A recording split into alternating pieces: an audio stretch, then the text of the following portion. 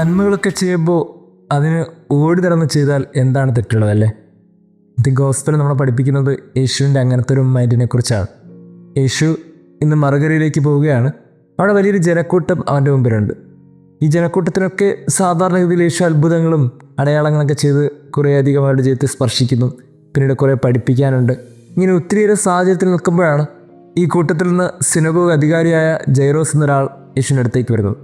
എന്നിട്ട് അയാൾ പറയുകയാണ്, എൻ്റെ കൊച്ചുമകൾക്ക് സുഖമില്ല, നീ വന്ന് സുഖപ്പെടുത്തണം. അപ്പോൾ യേശു സമ്മതിക്കുകയാണ്. യേശു അദ്ദേഹത്തിൻ്റെ വീട്ടിലേക്ക് പോവുകയാണ്. ഇവർ രണ്ടുപേരും കൂടെ കുറേ ശിഷ്യന്മാരുമായിട്ട് ഇങ്ങനെ നടന്നു പോകുന്ന വഴിക്കാണ് ഒരു സ്ത്രീ യേശുവിൻ്റെ വസ്ത്രത്തിൻ്റെ വിളിമ്പിൽ തൊടുന്നത്. അവിടെ മറ്റൊരു കോണ്ടക്സ്റ്റ് നടക്കുകയാണ്.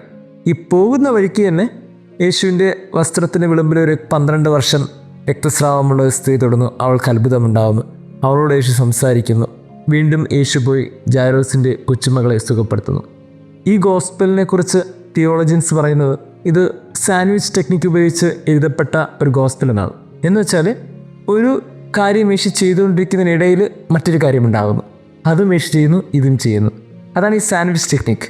സാൻഡ്വിച്ച് എന്ന് പറഞ്ഞാൽ നമുക്കറിയാമല്ലോ, 2 ബ്രെഡുണ്ട്, അതിനിടയിൽ മറ്റു കുറേ കാര്യങ്ങളും കൂടെ ഉണ്ട്. ഇതാണ് സാൻഡ്വിച്ച്. 2 കാര്യങ്ങൾക്കിടയിൽ ഒരു കാര്യം കൂടി വരുന്നു. യേശു ജൈറോസിനെ കൊച്ചുമകളെ സുഖപ്പെടുത്താൻ പോകുന്നു. ഇടയ്ക്കൊരു കാര്യം സംഭവിക്കുന്നു. വീണ്ടും ആ പഴയ കാര്യം കണ്ടിന്യൂ ചെയ്യപ്പെടുന്നു. ഇത് മാർക്കോസ് സുവിശേഷകൻ്റെ ഒരു പ്രത്യേകതയാണ്.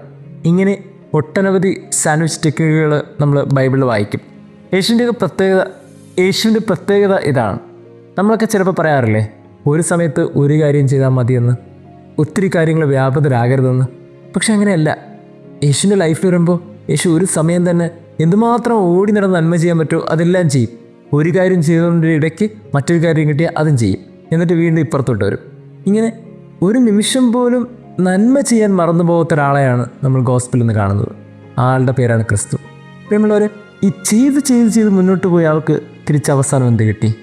ഈ മനുഷ്യരെല്ലാവരും അവനെ കുറ്റപ്പെടുത്തി. ഈ മനുഷ്യരെല്ലാവരും അവനെ കുരിശിൽ തറച്ചു. ഒരു സിനഗോഗ് അധികാരിയാണ് അവസാനം യേശുവിൻ്റെ കൊലക്കളത്തിലേക്കൊക്കെ നിൽക്കുമ്പോൾ മറ്റൊരു സിനഗോഗ് അധികാരിയാണ് യേശുവിനെ കൊല്ലാനൊക്കെ ആയിട്ട് പ്രവർത്തനങ്ങൾ നടത്തുന്നത്.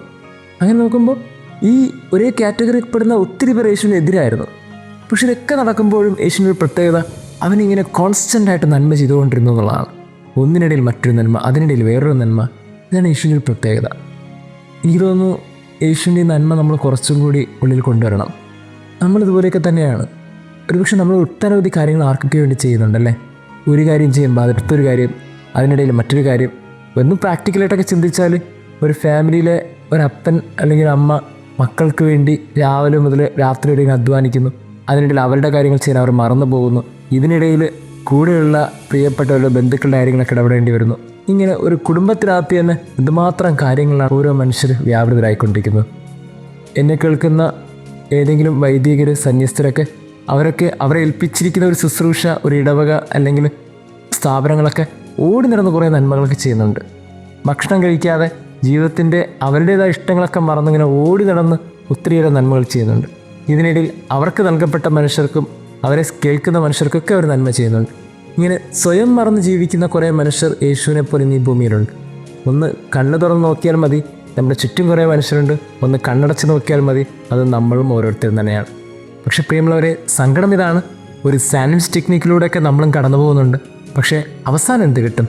അവസാനം കിട്ടാൻ പോകുന്നത് വളരെ സിമ്പിൾ ഉത്തരം, യേശുവിന് കിട്ടിയതുപോലെ ചില കാര്യങ്ങളൊക്കെ നമുക്കും കിട്ടത്തുള്ളൂ. അതിനപ്പുറത്തേക്ക് ഒരു കയ്യടി പ്രതീക്ഷിച്ചിട്ടാണ് നമ്മുടെ ഈ നന്മകളൊക്കെ നമ്മൾ ചെയ്യുന്നുണ്ടെങ്കിൽ അത് ക്രിസ്തുവിന് നിരക്കാത്തതായിട്ട് മാറും.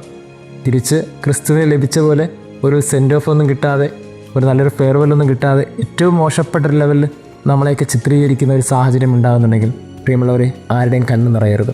കാരണം കണ്ണ് നിറയാത്തിടത്തോളം നിങ്ങളൊക്കെ ക്രിസ്തുവിൻ്റെ അടുത്താണ്. ചെയ്ത നന്മകളുടെ കണക്കുകളൊക്കെ എഴുതപ്പെടുന്നത് സ്വർഗത്താണ്. അതുകൊണ്ട് ഭൂമിയുടെ ഈ വ്യാകുലതകളെ കുറച്ചും കൂടി മറന്നു കളയാമെന്ന് തോന്നുന്നു. നന്മകളൊക്കെ കെടാതിരിക്കട്ടെ. ആ നന്മകളൊക്കെ ഓടി നടന്ന് ക്രിസ്തുവിനെ പോലെ വീണ്ടും ചെയ്യാൻ സാധിക്കട്ടെ. ദൈവം നമ്മെ അനുഗ്രഹിക്കട്ടെ.